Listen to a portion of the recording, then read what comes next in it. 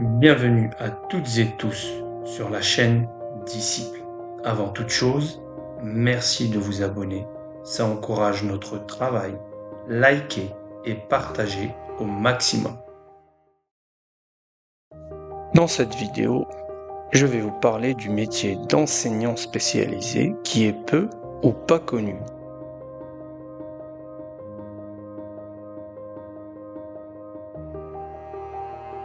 L'enseignant spécialisé exerce dans plusieurs niveaux scolaires à l'école. Ses missions sont les suivantes. Il exerce dans un contexte professionnel spécifique d'un dispositif d'éducation inclusive, ULIS, ECPA, ITEP. Je reviendrai plus tard sur toutes ces abréviations. Il est expert de l'analyse des besoins éducatifs particuliers et des réponses à construire. Enfin, il est une personne ressource pour ses collègues. Au-delà de ses missions, je dirais que l'enseignant spécialisé est un élément précieux du système éducatif, que ce soit pour ses collègues, on l'a dit, mais aussi pour les parents des enfants qu'il accueille sur son dispositif. Car voici la vraie mission première de l'enseignant spécialisé. Accueillir ses élèves à besoins particuliers, en prendre soin, leur donner du temps, les comprendre et ensuite leur proposer un suivi dans leurs apprentissages.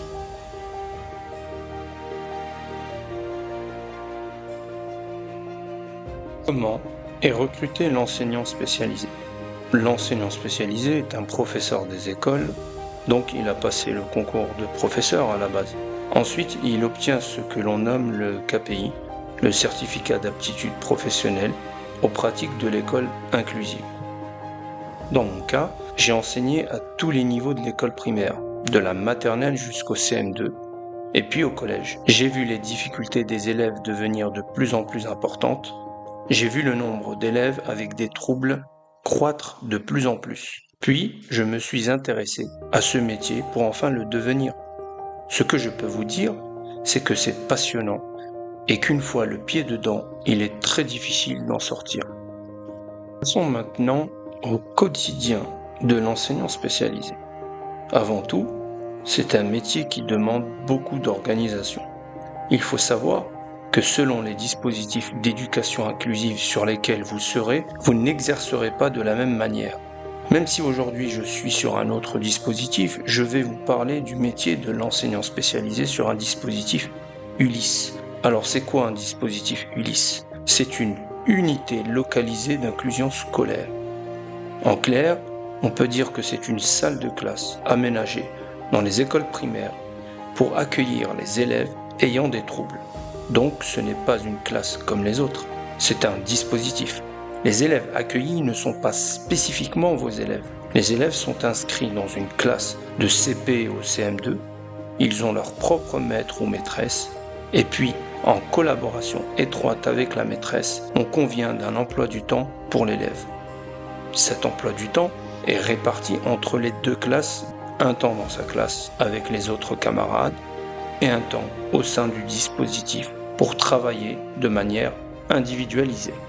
Pour répondre à la question, le quotidien de l'enseignant spécialisé change constamment. Il accueille des élèves par-ci, des élèves par-là, et son but est d'identifier leurs besoins pour y répondre de la meilleure façon, en adaptant les apprentissages. Il est très souvent aidé d'une ATSEM et souvent aussi d'AESH, des accompagnatrices des élèves à besoins éducatifs.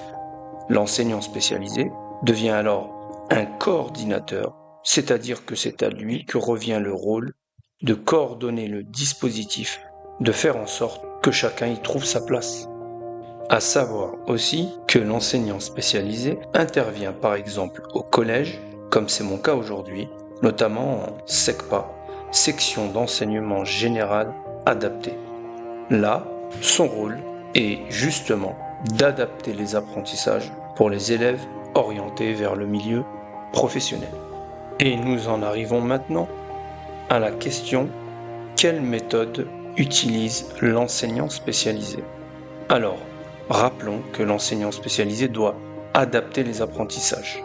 Cela suppose qu'il n'y a pas une méthode, mais plusieurs, car les profils des élèves sont variés, les difficultés les troubles cognitifs, rien n'est pareil. Il faut adapter selon le profil. C'est clairement du cas par cas. Cependant, la première chose à faire lorsqu'on est enseignant spécialisé, notamment en Ulysse, à l'école primaire, est de partir du GVASCO de l'élève. Le GVASCO est un guide d'évaluation des besoins de compensation. Lorsque l'élève arrive sur le dispositif, alors là, il a été diagnostiqué par le corps médical, il a un dossier à la MDPH et c'est d'ailleurs la MDPH qui l'oriente vers votre dispositif. Vous recevez, en tant qu'enseignant spécialisé, le GVASCO de l'élève, un dossier confidentiel. Vous l'analysez afin de connaître les besoins de l'enfant, de les identifier. Après cela, il vous appartient d'employer la méthode que vous jugerez bonne pour adapter les apprentissages.